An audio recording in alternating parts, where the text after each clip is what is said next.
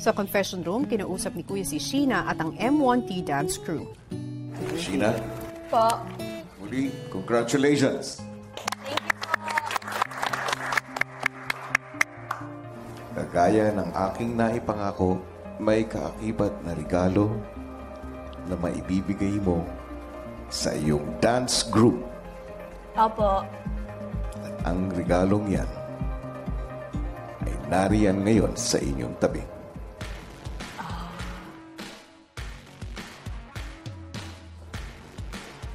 Tanggalin mo lang ang takip.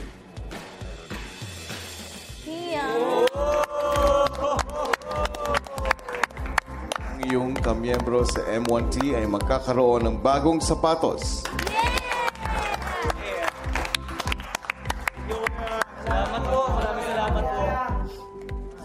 Pinamigay na ni Sheena ang pinaghirapang sapatos para sa kanyang mga kagrupo. Pogs at bars. Pogs. Kuya Charo. Kuya Otep. Kuya Mar. Wow. Dami. Thank you po, Kuya. Thank you po. Thank you po sa task po na ito at natulungan ko po yung grupo ko po. Siyempre, happiness din po nila, happiness ko po. Napakalaking bagay po ito para sa amin. Sobrang priceless po, kuya. Abang tinatapos niya po yung task niya kanina, tapos nakita ko po namin siya na umiyak kanina habang sinasalubong po namin siya. Sobrang priceless po yung lahat, as in. Sorry po, hindi ko napigilan.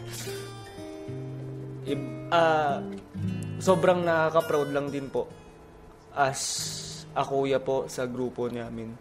Basta ilan po masasabi ko sa kanya, thank you kapatid, thank you. Sobrang thank you. Alam mo naman to, napalaking tulong para sa grupo nito. Sheena?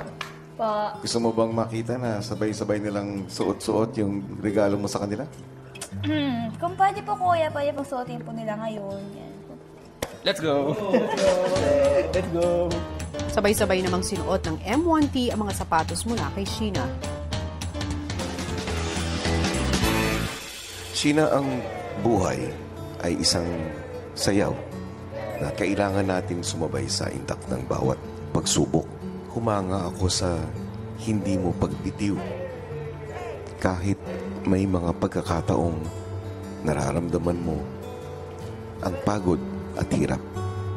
Dahil sa iyong pagsisikap, lahat ay naging posible para sa pangarap mo. Kasama ang mga kaibigan na pamilya na rin ang iyong turing.